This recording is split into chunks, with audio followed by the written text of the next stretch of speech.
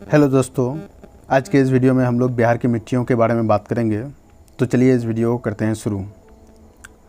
बिहार की मिट्टियाँ। बिहार की मिट्टियाँ भूपटल के सबसे ऊपरी भाग में मिलने वाला असंगठित पदार्थ को मिट्टी कहते हैं। ये जैविक एवं अजैविक तत्वों के ऋतुक्षरण से प्राप्त मलबा के द्वारा निर्मित होता है। मृदा वनस्पति का मूल आधार होता है। मृदा का निर्माण उच्चावच ढाल, जलवायु, चट्टानों की संरचना इत्यादि पर निर्भर करता है। बिहार की 90% क्षेत्र जलोढ़ मृदा से ढका हुआ है। शेष 10% भाग अन्य प्रकार की मिट्टी से ढका हुआ है। भौतिक, रासायनिक तथा रचनात्मक विशेषताओं के आधार पर बिहार में 8 प्रकार की मिट्टियाँ पाई जाती है। नंबर 1 है पर्वत पदीय मिट्टी यानी कि भावर मिट्टी, तराई मिट्टी, बांगर मिट्टी। उसके बाद है खादर मिट्टी, बलसुंदरी मिट्टी, टाल मिट्टी, बलथर या लाल पीली मिट्टी। और सबसे लास्ट में है लाल बलुई मिट्टी। नंबर 1 पर्वत पदीय मिट्टी या भावर मिट्टी।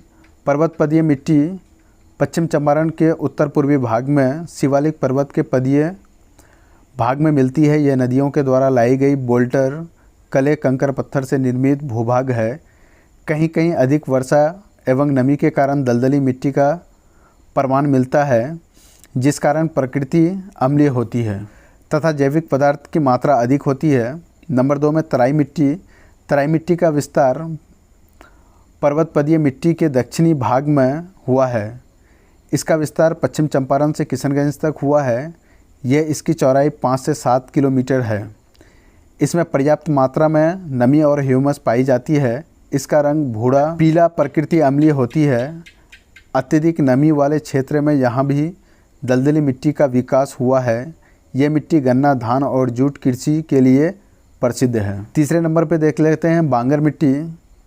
इसे भांगर या पुरानी जलोढ़ मिट्टी भी कहते हैं। यह मिट्टी का विकास तराई मिट्टी के दक्षिण में एक पट्टी के रूप में हुआ है। इसका सर्वाधिक विस्तार पूर्णिया और सहरसा के कोसी नदी घाटी क्षेत्र में हुआ है और ज्यों-ज्यों पश्चिम की ओर जाते हैं त्यों-त्यों इसकी चौड़ाई कम होती जाती है। इस मिट्टी में चूने की मात्रा अधिक होने के कारण क्षारीय होती है।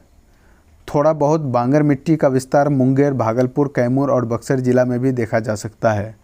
इस जिला में इस मिट्टी को केवाल मिट्टी भी कहा जाता है। इसका रंग गाढ़ा भूरा और काला होती है। सिंचाई की सुविधा वाले प्रदेश में धान, गेहूँ की खेती की जाती है और असिंचित प्रदेशों में तेलहन और दलहन की खेती की जाती है। खादर मिट्टी, इसे नवीन जलोढ़ मिट्टी कहा जाता है। इसका निर्माण बाढ़ द्वारा लाई गई मिट्टी के कारण होता है। इसका रंग भूरा, उर्वरता अधिक।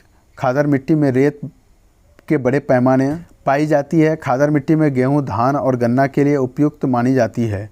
ये मिट्टी गंगा की घाटी, गंडक, कोसी और महानंदा नदी के निचली घाटी प्रदेश में पाई जाती है। बलसुंदरी मिट्टी, यह बांगर मिट्टी का ही एक विशिष्ट रूप है जिसमें बालू और कले की मात्रा अधिक होती है। इसका विस्तार सारण, गोपालगंज, सहरसा, दरभंगा, मुजफ्फरपुर जैसे जिलों में देखा जा सकता है। सारण और गोपालगंज में कहीं कहीं बलसुंदरी मिट्टी के ऊपर लवणीय मिट्टी का विकास हुआ है। बलसुंदरी मिट्टी मक्का, गन्ना, गेहूँ, आम, लीची इत्यादि खेती के लिए प्रसिद्ध है। टाल मिट्टी। टाल मिट्टी गंगा के दक्षिणी भाग में तट के सहोर 8 से 10 किलोमीटर चौड़ी पट्टी में पाई जाती है। इस मिट्टी के निर्माण में गंगा नदी के द्वारा लाई गई जलोढ़ मिट्टी को तटीय भागों में निक्षेपण करने से हुआ है। ये अत्यधिक उर्वरा मिट्टी है। इसकी विशेषता खादर और बांगर मिट्टी से मिलती जुलती है। वर्षा ऋतु में बाढ़ के पानी के कारण खरीफ फसल का उत्पाद नहीं हो पाता है, लेकिन रबी की फसल बड़े पैमाने पर उगाई जाती है। नंबर 7 में है बलथर या लाल पीली मिट्टी। ये मिट्टी का निर्माण छोटा नागपुर से निकलने वाली नदियों के द्वारा लाई गई मलबा के निक्षेपण से हुआ है। इसका रंग पीला या लाल होता है। ये मिट्टी कैमूर, पठार, राजमहल की पहाड़ियों में पाई जाती है। इसमें जल संग्रहण करने की क्षमता कम होती है, लेकिन लोहे की मात्रा पर्याप्त होती है। ये सामान्यतः मोटे अनाजों के लिए प्रसिद्ध है। लाल बलुई मिट्टी। लाल बलुई मिट्टी का विस्तार कैमूर और रोहतास के पठारी भागों में देखा जा सकता है। इसमें बालू की मात्रा अधिक होती है। इसकी उर्वरा शक्ति भी कम होती है। ये भी मोटे अनाजों के लिए प्रसिद्ध है। अब लास्ट में इन सारी मिट्टियों को हम लोग मैप में देख लेते हैं। तो यहाँ आपके सबसे ऊपर में पश्चिम चंपारण है और यहाँ पे पर्वतीय मिट्टी पाई जाती है, जिसे कि भावर मिट्टी भी कहते हैं। ये आपका नेपाल है इस साइड, और ये आपका नेपाल का बॉर्डर है।